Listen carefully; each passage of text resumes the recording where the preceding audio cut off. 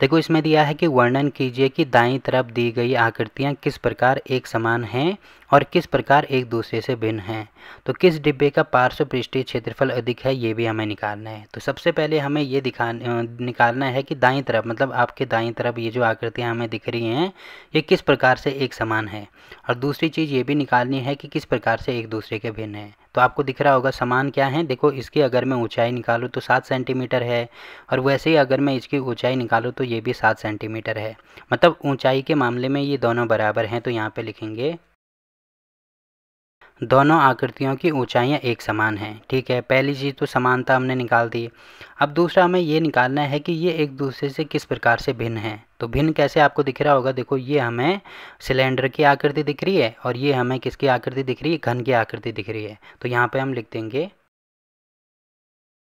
तो यहाँ पे लिखेंगे दोनों में से एक बेलन की आकृति है। देखो बेलन को इंग्लिश में सिलेंडर बोला जाता है, हिंदी में बेलन बोलेंगे। तो एक बेलन की आकृति है और दूसरी किसकी आकृति है, घन की आकृति है। तो ये इसमें भिन्नता होगी। ठीक है, यहाँ तक हमने इसको सॉल्व कर दिया। अब आगे दिया है कि किस डिब्बे का पार्श्व पृष्ठीय क्षेत्रफल अधिक है। अब देखो दो चीज़ें होती हैं, एक होता है संपूर्ण पृष्ठीय क्षेत्रफल और एक होता है पार्श्व पृष्ठीय क्षेत्रफल। पार्श्व को हो या वक्र को हो एक ही बात है, इसको वक्र पृष्ठीय क्षेत्रफल भी बोला जाता है। ठीक है, तो वक्र का मतलब ये है कि जैसे ये हमें कमरा दिख रहा है, ये हमें कोई क्यूब दिख रहा है, तो अगर मैं इसके बीच में खड़ा हो गया तो मुझे क्या करना है, चारों तरफ देखना है, ना ऊपर देखना है ना नीचे देखना है, केवल मुझे चारों तरफ देखना है। तो मुझे क्या दिखेंगे, चारों दीवारें दिखेंगी। तो इसका मतलब जो हमें चारों तरफ देखने पर मिलता है वही उसका पार्श्व या वक्र पृष्ठीय क्षेत्रफल हो जाता है। सेम टू सेम यहाँ पे भी हमें, अगर मैं यहाँ पे खड़ा हो गया तो मुझे चारों तरफ देखना है, ना मुझे ऊपर देखना है ना नीचे देखना है। तो मुझे यहाँ पे चारों इसका ये वाला एरिया दिखेगा। तो यहाँ पे हमें इनका क्या निकालना होगा, पहले वक्र या पार्श्व पृष्ठीय क्षेत्रफल निकालना होगा। तो कैसे निकालेंगे, देखो पहले में ये जो सिलेंडर हमें दिख रहा है ना, तो यहाँ पे लिख देता हूँ मैं बेलन का वक्र पृष्ठीय क्षेत्रफल।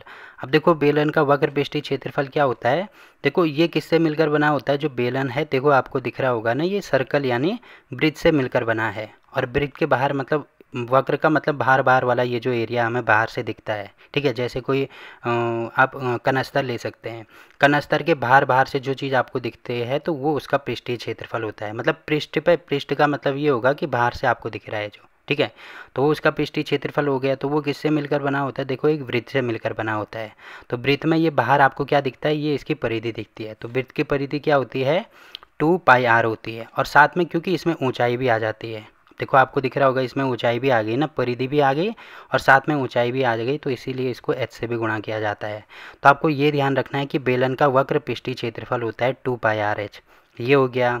ठीक है, तो यहाँ पे देखो वैल्यू रखना शुरू कर दो। ये हो जाएगा 2 गुणा पाई का मान रख दो 22/7 गुणा आर का मान क्या होगा। अब देखो पूरा यहाँ से लेकर, क्योंकि ये वृत्त है ना, पूरा यहाँ से लेकर पूरा ये हमें 7 सेंटीमीटर दिया है। तो इसका मतलब यहाँ पे 7 सेंटीमीटर ये होगा। अगर मुझे इसकी त्रिज्या निकालनी है तो 7 सेंटीमीटर का हम आधा करेंगे ना, तो यहाँ पे लिख दूंगा मैं 22/7 गुणा 7/2। ठीक है, और ऊंचाई हमें दी है यहाँ पे h, तो ये हो जाएगा 7।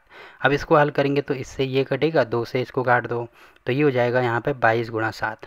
22 गुणा 7 कितना होगा, 7 दूनी 14 को 4, 7 दूनी 14 1 15, तो ये हो जाएगा 154। क्योंकि क्षेत्रफल है तो ये हो जाएगा सेंटीमीटर का वर्ग। तो बेलन का हमने वक्र पृष्ठीय क्षेत्रफल निकाल दिया।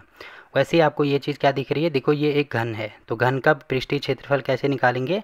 अब देखो क्योंकि वक्र यहाँ पे कब कहाँ पे यूज होता है, वक्र वहाँ पे यूज होता है जहाँ पे ऐसे गोल दिख रहा है, गोल का मतलब होता है वक्र, जबकि इसमें गोल नहीं होता है, इसीलिए इसको क्या बोला जाता है, पार्श्व बोला जाता है। ठीक है, तो यहाँ पे लिखेंगे घन का, तो यहाँ पे लिखेंगे घन का पार्श्व पृष्ठीय क्षेत्रफल।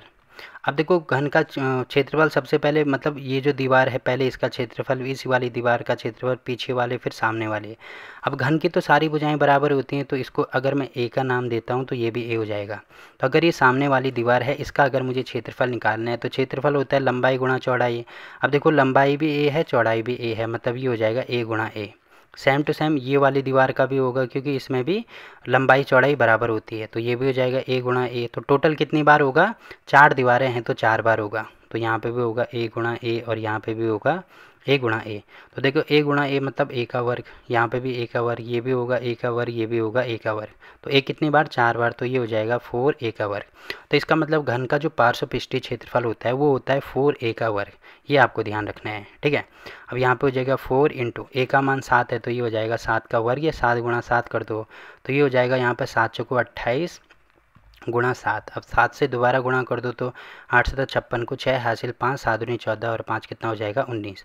तो 196 सेंटीमीटर का वर्ग ये आ रहा है। अब देखो ज़्यादा किसका आ रहा है, ज़्यादा घन का आ रहा है, तो यहाँ पे ये चीज़ हमें लिखनी भी होगी।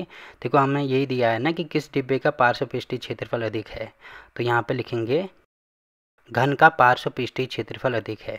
तो यहाँ पे आपको दिख रहा होगा ये वाला क्वेश्चन भी कंप्लीट हो गया। अब देखो अगला क्वेश्चन क्या दिया है इसमें।